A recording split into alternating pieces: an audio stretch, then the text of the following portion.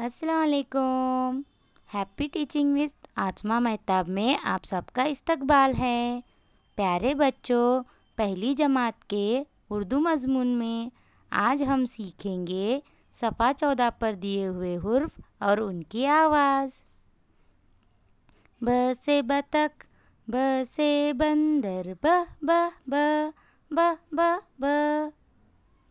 प से पतंग, प से पलंग, प प प प प प।